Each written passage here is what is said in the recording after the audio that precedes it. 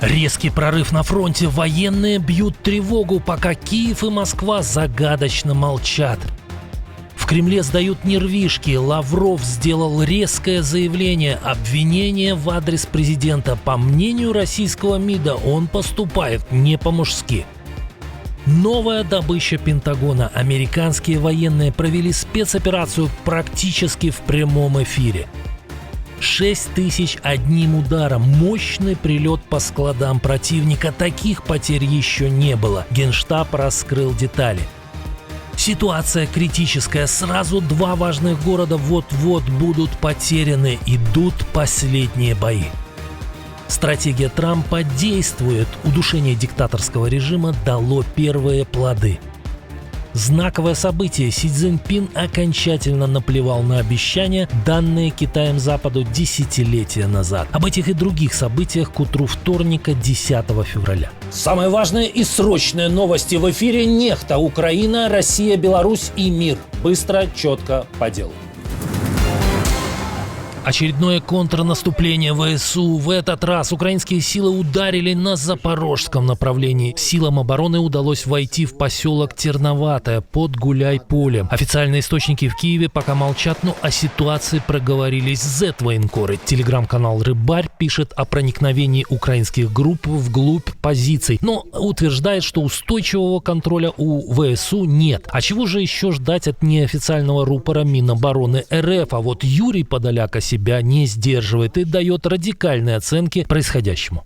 Последние несколько дней фактор связи внес свои коррективы и не в нашу пользу.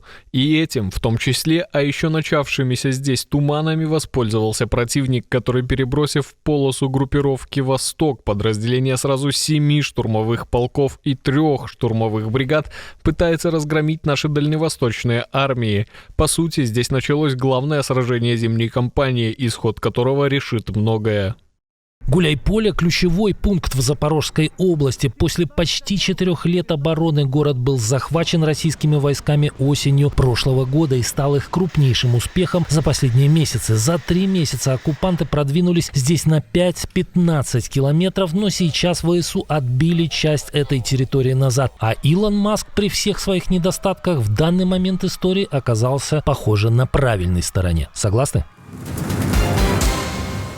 Тем временем у обитателей Кремля начинают сдавать нервы. Лавров и Песков синхронно сделали похожее заявление. Они опять заголосили о некоем духе Анкориджа. В Анкоридже мы приняли предложение Соединенных Штатов.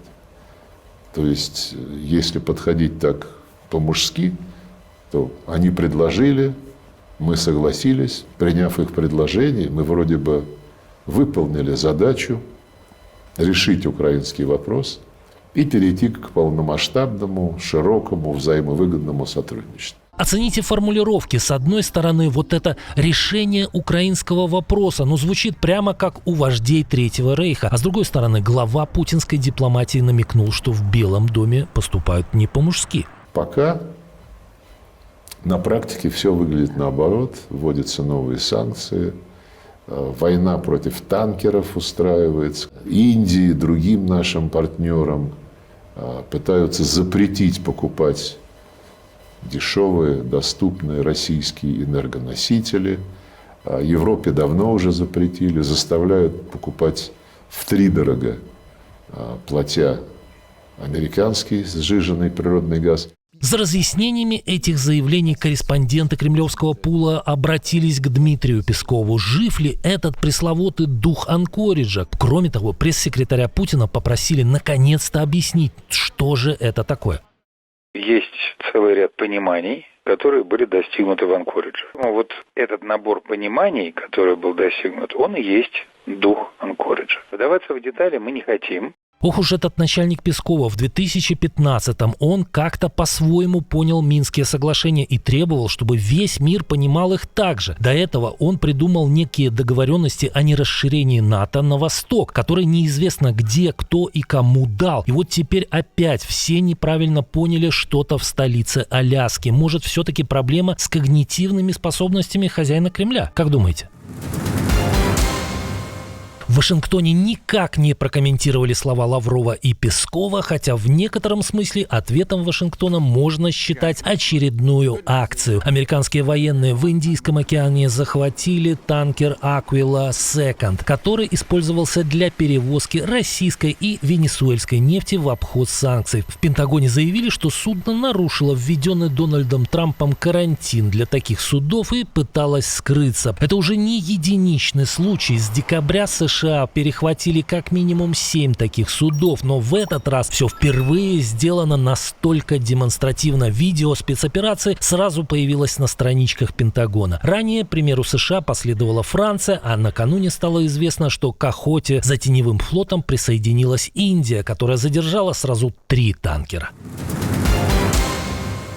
Ночная работа сил обороны Украины дала ощутимый результат. Генштаб ВСУ подтвердил поражение складов боеприпасов и беспилотников армии РФ, а также пункта управления российских десантников. Удар пришелся по району города Суджа в Курской области, где находился штаб подразделений ВДВ противника. Кроме того, украинские военные поразили склад боеприпасов в районе оккупированной Новоалексеевки Херсонской области и склад БПЛА возле Ростова-на-Дону. По предварительным данным, уничтожены 3 контейнера с FPV-дронами и комплектующими. Главное — масштаб. Генштаб сообщает об уничтожении порядка 6000 FPV-дронов. Еще несколько контейнеров с беспилотниками получили повреждения. Потери врага и точный ущерб сейчас уточняются, но удар уже называют одним из самых результативных по беспилотной инфраструктуре РФ за последнее время. Пока российские военкоры пишут об успехах ВСУ на Гуляйпольском направлении, украинский проект Deep State сообщает о тяжелой ситуации на другом участке фронта. Покровск и Мирноград на пределе. Ситуация в районе резко ухудшается. Город, цитирую, вот-вот перейдет под контроль россиян. Противник уже заводит пехоту в северную часть Покровска. В Мирнограде хаотичные уличные бои. Заход и выход из городов сильно ограничены. Россияне дистанционно минируют маршруты и повторно закладывают мины сразу после разминирования. По данным аналитиков, силы обороны в последние дни пытались завести подкрепление бронетехникой, но попытки оказались неудачными. Техника уничтожена, есть раненые. Параллельно оккупанты усилили удары кабами по позициям украинских военных. В Мирнограде враг накапливает личный состав на фермах и даже в церкви, вместе с гражданскими, что является прямым нарушением норм гуманитарного права. Отдельная тревога — Родинская. Именно этот населенный пункт остается последним маршрутом возможного выхода из Мирнограда. Россияне это понимают и усиливают давление на этом участке. По оценке Deep State идут последние бои за Покровск и Мирноград. Китай и репрессии раскручиваются как маховик и зачищают не только военное руководство. С 1 января только официально было объявлено о 25 топ-чиновниках Компартии, в отношении которых заведены уголовные дела, подсчитал телеграм-канал «Китайская угроза». Си Цзиньпинь готовится к 4-му сроку в 2027 году и активно избавляется от балласта как старой гвардии, так и лиц, не готовых строить великую коммунистическую империю. Формальная причина — борьба со взяточничеством. Вряд ли товарищ Си ставит задачу полностью искоренить коррупцию, но когда чиновник ворует сотнями миллионов, это неприемлемо. Ты воруй, но совесть имей, а то приходят компетентные органы обыск проводить, а там купюры заплесневели или их крысы погрызли, а на них, между прочим, портрет Мао Цзэдуна. Но не забывает красный режим и о беспартийных. Один из самых известных критиков Пекина в Гонконге, медиамагнат Джимми Лай, осужден на 20 лет заключения. Для 78-летнего Лая это фактически пожизненный приговор. За бизнесмена вступались на самом высоком уровне. С Си Цзиньпином судьбу Лая обсуждал и премьер-министр Великобритании, и Дональд Трамп. Этот приговор — сигнал. Пекин окончательно и демонстративно растоптал данные Западу обещания об особом статусе Гонконга. Операция Трампа по удушению диктаторского режима начинает приносить плоды. На Кубе закончились запасы авиационного топлива. Власти предупредили международные авиакомпании: уже с 10 февраля по 11 марта иностранные самолеты не будут заправляться ни в одном аэропорту страны. Об этом говорится в уведомлении аэропорта имени Хосе Марти в Гаване. Перевозчикам придется везти с собой топливо, делать технические посадки в третьих странах или отменять рейсы. Под ударом пассажиров пассажирские, грузовые и чартерные перелеты, включая сообщения с США, Европой и Латинской Америкой. Причина – обострение энергетического кризиса после остановки поставок нефти из Венесуэлы. Куба годами критически зависела от венесуэльского топлива, но теперь США полностью перекрыли этот канал и пригрозили дополнительными пошлинами странам, поставляющим нефть Гаване. В администрации Трампа не скрывают цели добиться смены режима на Кубе, в том числе с помощью энергетической блокады.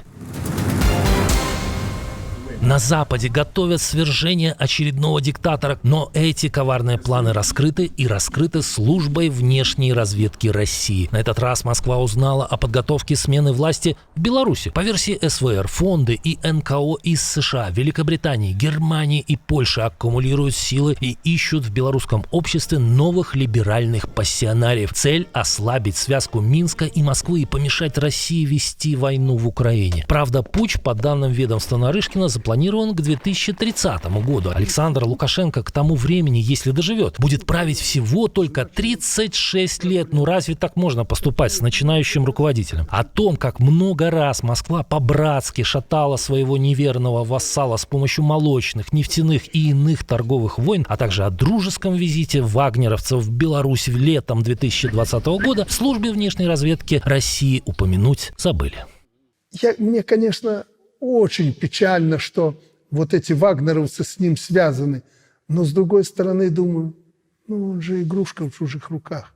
ВСУ пошли в контратаку и нанесли неожиданный удар по оккупантам. В России проговорились о потерях и передумали проводить срочную эвакуацию. Силовики бывшего диктатора взялись за любимое дело под носом у Вашингтона, а самый богатый человек на Земле начал мыслить пятилетками и озвучил план освоения космоса. Об этом мы рассказывали вам в прошлом выпуске. Посмотрите, если не видели. Увидимся уже вечером.